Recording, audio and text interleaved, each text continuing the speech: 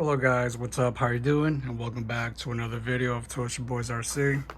This is my sketched stencils for the headlight buckets for the 1/7 scale Nissan Skyline body for the Limitless platform. Now, a lot of people have asked me if I'm ever going to print these or, replicate them or build them, just so people can, buy them, purchase them, or share the files or stencils or whatever. And I said yes many times and I never did. And I made some changes to the dimensions on this when I took it to the CAD design program that I have, because I wanted to print these, but it's taking time to learn these things. And I also just started the 1/7 scale Bugatti build project for the felony platform that I have here. So I'm not gonna have time to get this out on time, and I want people to be able to enjoy this while they still have their Skyline bodies or whatever. So there's only a couple things that I want to mention that you need to know, which isn't really a big deal. All right, so taking a look at it, there's your curved piece, that's a divider, and you can see the headlights are aiming a little bit more straight. They're not aiming so much downwards. This little, you see this divot, this countersunk corner, that is what this piece is for. And you see how it's curved too? That's the same curve you're gonna have to grind on this panel here. So you can see that line that goes with the headlight, that same thing. You can see the curve. And then on this side, there's really not much of a curve inward, but the top isn't a corner. You have to round it off a little bit so that it can stick closer to the curvature of the inside of the body. Those are really the only two things. You can see the back plate is actually in between the two side plates inside, and the two side pieces around that, and then the top piece is, like I said, it's sunk in between these pieces. And I held it in with clear PVC silicone, and it has been reliable. I've had no problems, no issues. Just be sure that when you're done and everything is installed, that you put glue and silicone everywhere, because if dirt gets in here, you're gonna see the dirt. You're gonna see the dirt flying around in there. You're not gonna be able to get it out. But I only had a little bit of silicone that showed up in that little corner there because I pushed it a little too hard. But that's about it. You can see the top piece right there, but that's an illusion. It's not really, it's just the curvature of the lens making it seem that it's that low and far out, but it's really not. It just looks like it.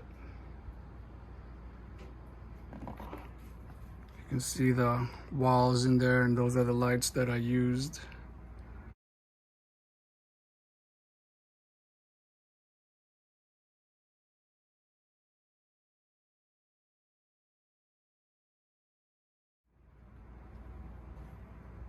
So you don't have to use these lights. You can use any other lights you want.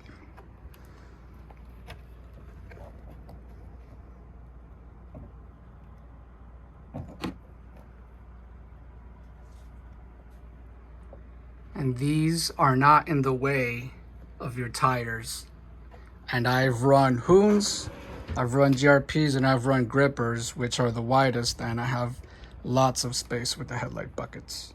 And from this angle, you can see the headlight buckets right there, and the tires are far from it. As big as the headlight buckets seem, these tires do not come that close to them. You got plenty of space. So I hope you guys appreciate that I'm giving this out, and I hope you are able to build it successfully. So one of them is going to be this top plate. I'm just going to tell you how this goes assembled really quick. Now, these dimensions might be off by 1 millimeter or a 0.5 millimeter or 3 millimeters, but I doubt that it's going to prevent you from having this done. This is going to take you 99% of the way. I don't even think there's going to be a 3 millimeter difference. I doubt it. So this is your bottom piece. All these sketches that you're looking at is for the driver's side of the Skyline body. So this goes underneath the body, up against the back of the front bumper, and up against the hood. So the whole headlight bucket's going to have a little bit of a tilt because you want it to be flush up against the hood. You want maximum contact. So when you glue this down with clear PVC silicone, it's secured.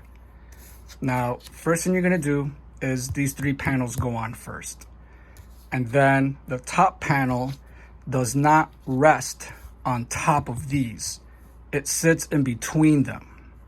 And because these panels are 3 millimeters thick, the PVC expanded foam board is 3 millimeters, which is what I use. Product in the comment section below, along with the headlights. You're going to move it down just 3 millimeters, which is going to give you 3 millimeters on either side. 3 millimeters on the back, here and here. Okay? And what's going to keep this lid from falling down to the floor is because you have the center splitter, the divider, and these 2 panels hold the LED lights or the headlights or whatever you want. Now, the angle that this splitter is going to be at is up to you, and the angle that you want to position these panels that hold the lights. If you want to tilt them back like I did, all you want to do is put some sandpaper on the table, grab your panel, give it the tilt you want, and sand that angle in there, top and bottom, so your headlights aren't hitting the floor, so they're aiming straight. The only other detail that I'm going to show you is this curvature here. It doesn't matter what it looks like, how deep it is. All I could really tell you is the distance, which is 31 millimeters from corner to corner, and the depth, the deepest part of it, is 41 millimeters from this corner to the deepest part. So that's going to give you a general idea how much material to move in the curve to give it.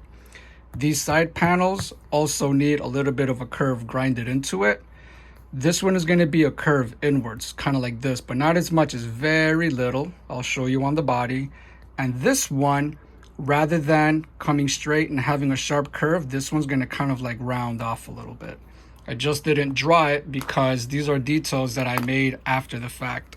So this is actually going to end up going like, kind of like this when you get to that point. All you need, man, I'll just, some sandpaper on the table or a Dremel, a little barrel sandpaper wheel, and that's it. That's really all you need. I use Zap glue to assemble this, but you don't need to put it on the mating surfaces and do this because you're not going to get it right. And as soon as it touches it, it's going to dry and you're going to be screwed with it. What I do is I put my panels where I need them, I align them, and I put 1 drop with a toothpick. I put a puddle of the glue on a piece of paper. I grab my toothpick, I touch it, and I put a drop, and I just tack it. Tack, tack, tack, and then tack your top piece, and then just come underneath the body and see how it looks. Even if you have this completely assembled and you glued it and everything and you forgot to Dremel this in, you're still going to be able to do that. So you'll see how it looks in the body. So I've also taken a photo of this, so you have a general idea. You can pause the video, you can take a screenshot, and you can take that to your tablet, your laptop, or your television, and you can trace these. If you can bring this into your computer and scale it, you already know what the dimensions are. So once you get the length for either one of these walls, you're going to have this entire sheet scaled out. If you have the CAD design program, but you're not really much of a printer, you can still use that to scale this and help you do what you need to do. Now, the only thing that I ask, now I'm doing this for free. I'm asking anybody to give me anything, but anybody watching this video that does print and you appreciate this and you're going to take this stencil, you're going to make some headlight buckets, give me some credit. I'd appreciate it. And if your headlight buckets come out nice, if you send me a pair, I'll have it on my channel and I'll give you a shout out on my channel. Thanks for watching. Enjoy.